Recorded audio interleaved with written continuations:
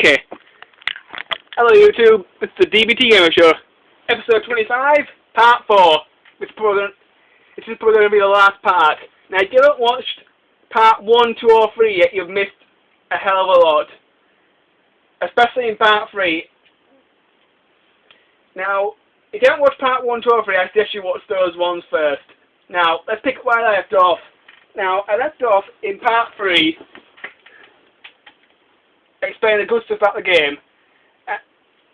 I'm on to probably the best thing about the game is the bosses. Now, just for you, I'm showing you the last boss of the game and how difficult and how fantastic this boss is. And I've already explained how crazy this boss is in Part 3. I mean, you don't get much crazy than a dinosaur where a satellite is shoved up its ass. This thing's hilarious. I mean, the amount of pain that dinosaur must be going through must be astronomical. I mean, think about it, how a satellite is shoved up your ass. I mean, this boss gets harder and harder. I mean, look at those red things flying at me. I've got two laser beams to deal with. There's no way I can get through there, but I'm gonna just go over it anyway, because I'm completely mental, and he just does that sort of stuff for fun. There, got him. Now, on the final hit of the boss, it's extremely difficult. But most of the time,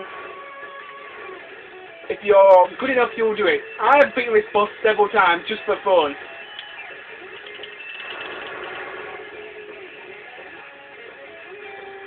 Most of the bosses in this game are... There's probably one that's harder than this. And that's the boss before this. The boss before this is the dinosaur without the satellite dish shoved up his arse. And that boss is really hard because it involves loads of home attacking, and as you've seen in my review, the home attack in this game is kind of flawed.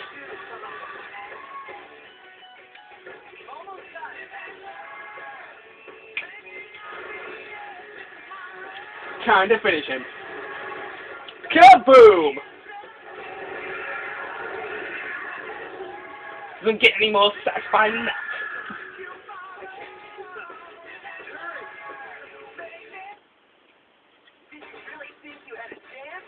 Anyway, that's basically how good the boss are in this game.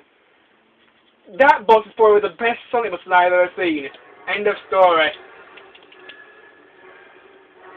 The ending of this game is extremely confusing as well. I mean, if I was really picky about endings, I could put it on my bad stuff list. I might even do that if I ever re-review this game. Basically, at the end of this game, when you stop the giant satellite dish from falling to the Earth, you use something called Chaos Control. Chaos Control basically teleports the satellite dish back into its orbit. But then, here's a big question. Shadow falls to planet Earth in his super form. He falls to his death. Now, Sega, to this day, has never answered one important question. Did Shadow survive that fall? I know it's not really much of a point asking this question several times, but I am one of the people on this Earth that wants to know. I mean, Shadow appears in later Sonic games. Example, Sonic Heroes, Shadow the Hedgehog, and Sonic the Hedgehog on the Xbox 360. Now, considering all that sort of stuff, Shadow must have survived. But there's a lot of speculation, and we have no idea if Shadow actually survived that fall. Maybe one day Sega will actually tell us, but we'll probably never know. As far as I'm concerned, Shadow falls to the earth, hits his head, and forgets everything. It gets basically a massive amnesia attack. And basically Shadow forgets all his past life, and the next time he meets up with Sonic, he can barely remember him. And the ending for the game is an extremely sad one, I think, because Shadow the Hedgehog saves the world, and then he ends up losing all his memory, and he might even end up dying. And the ending is quite sad and quite moving, really.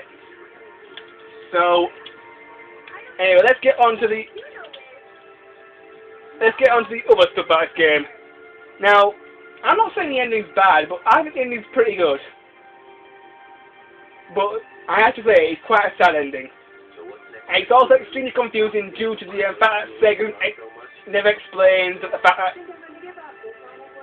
you know, the ending's confusing because Sega doesn't really explain it enough.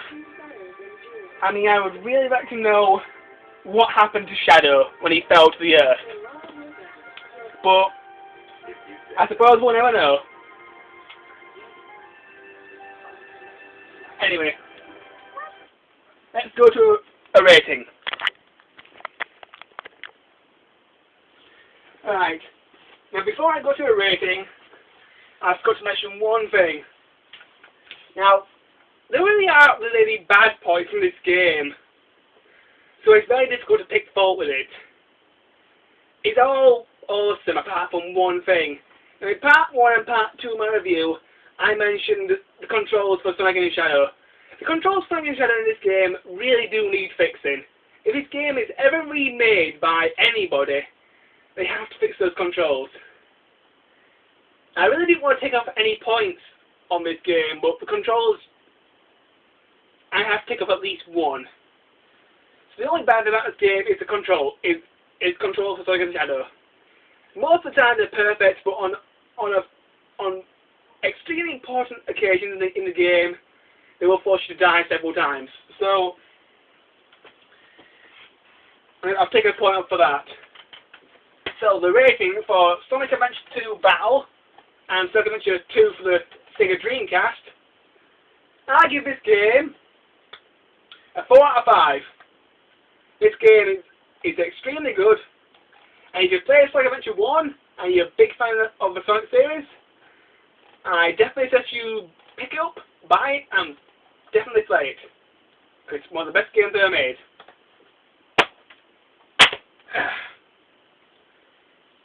Although the ending is extremely confusing, and it raises too many questions.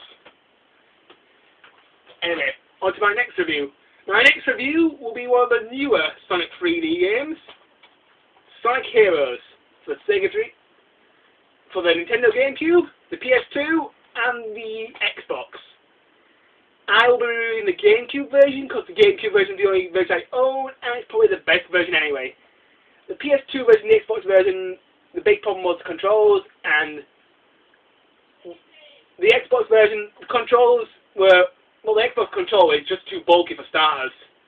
Anyway, until then, bye-bye.